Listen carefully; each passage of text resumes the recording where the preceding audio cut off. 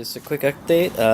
Doing an oil change here. I got a 22,756 miles on this bike, and I changed it at 21,500. So it's like 1,200 miles. So it's still pretty good on the oil. It's pretty black when I took it out, though.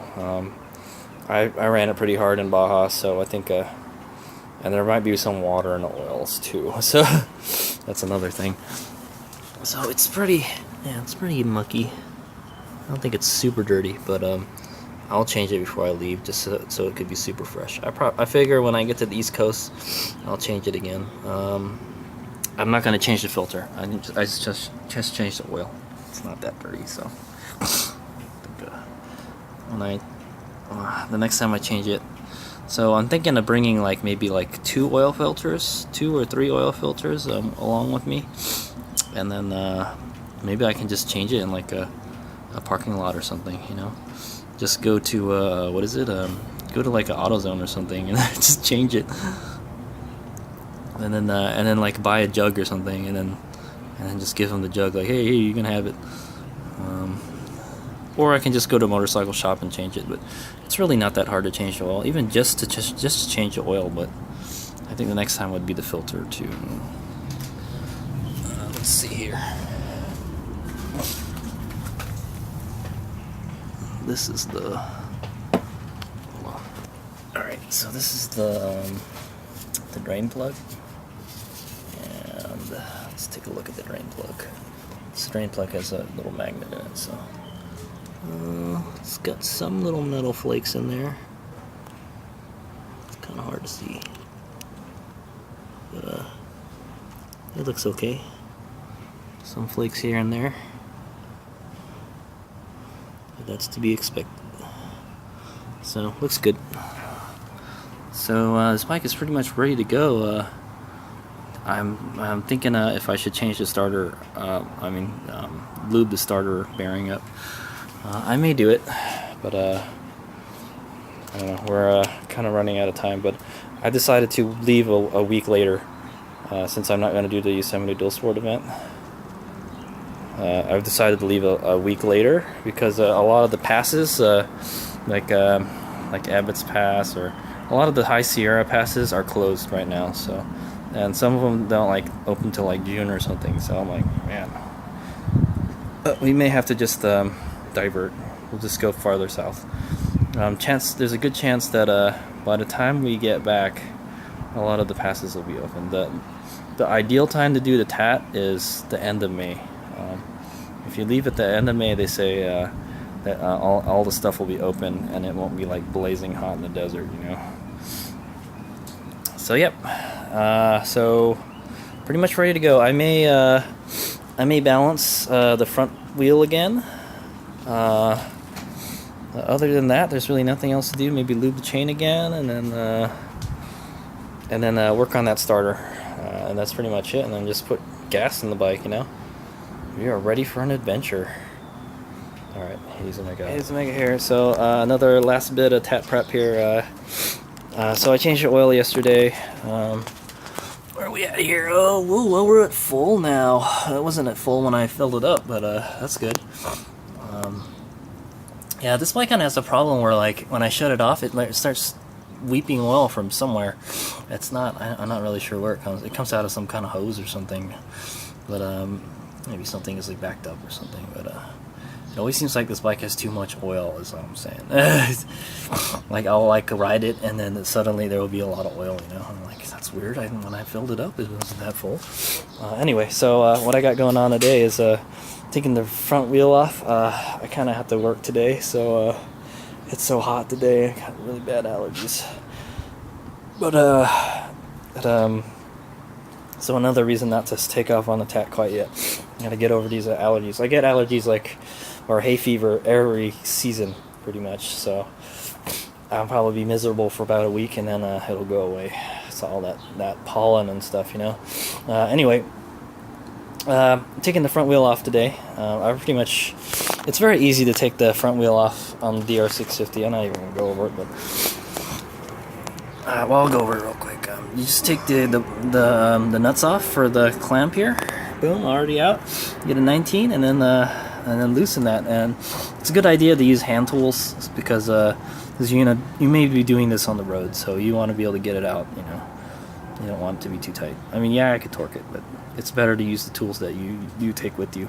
And this, it's really simple. It's only a 10 and a 19. That's it. Just gonna take the wheel out today, and then I'm gonna balance it. So after seeing how wobbly it was when the back was not balanced, I think I want to redo the front. It should be balanced, but I didn't do anything to the front wheel other than bash the crap out of it and tighten the spokes. So it may need a balancing. We'll see. Here's Omega. Oh, anyway, yeah. Take it off. So basically, you just loosen this. And once this comes out all the way, I really like the way Suzuki did this. The only issue with the front wheel that I see that is that people over torque the studs here, and then they snap. So do not over torque these.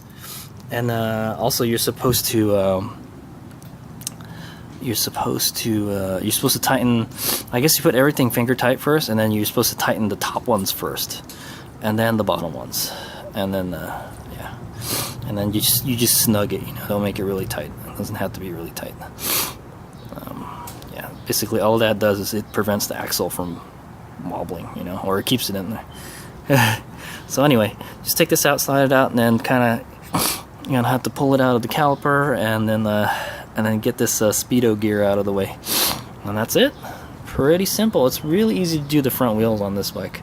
The rear wheel is a little more tricky, is because there's more crap in the back. That's it. All right, like magic, front wheel is off. There it is. So since I'm not gonna balance the wheel today, I don't have time. What I'm gonna do is what I did is I just put everything back the way it's supposed to be.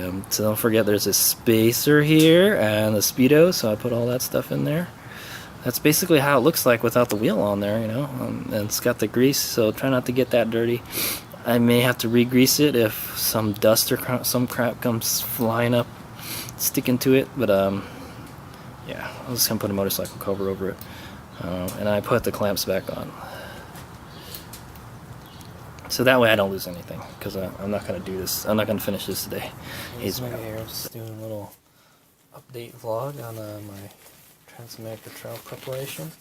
So one of the last things I gotta do is oil some filter skins. So I just bought a new set. I think they're like $15 or something almost. I have one right here. And I have a bunch of dirty ones.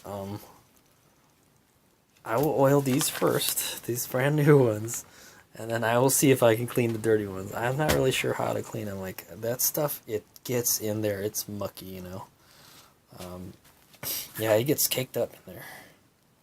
Alright, so what you're supposed to use you're supposed to oil them, and you're supposed to oil them with whatever oil that you use on your filter. And so I have Uni filter, so I use the Uni filter oil. If I was going to throw these on top of a K&N filter, use a K&N filter stuff, This stuff is kind of like it's almost like a soap, kind of. So open this here. Pretty simple. Open it up. A little instruction manual there. It's a sticker, PC Racing. It's kind of like a pantyhose for your thing. So, and then basically you just kind of want to spray both sides. Oh damn! I don't think I want to do this here. I want to do this outside. Anyway, yeah, it's really late at night. It's like it's like almost like 90 degrees right now. Well, not right now, but it feels like it's 90 degrees inside the house, so I have to get out of there. So yeah, so there it is. It actually kind of looks like it's inside out. I'm pretty sure you can put it any way you want. It doesn't matter. Just there to trap dirt. So you just got to make sure you put like kind of a light coat on it to where it looks kind of, see how this one is yellow. This one is yellow, and then this one is white. Well, you have to get this one to look yellow. That kind of a cream color. So yeah, I don't want to make a mess on top of the washing machine, so I'm gonna spray this somewhere else first. Okay, probably not the best demonstration, but and then you just once you got it sprayed, you got a nice little coating on there. Just kind of massage it in there. So what I did is I sprayed both the inside and the outside. So I kind of flipped it out. You can see it's still white in certain spots. You know what? It doesn't really make a big deal. The inside of the filter is it's got oil on it too. So I'm sure the more oil you put on there, the more you're gonna choke it. So that looks okay. Maybe I want to put a little more on the elastic part. But that's going to be behind the filter anyways, you know?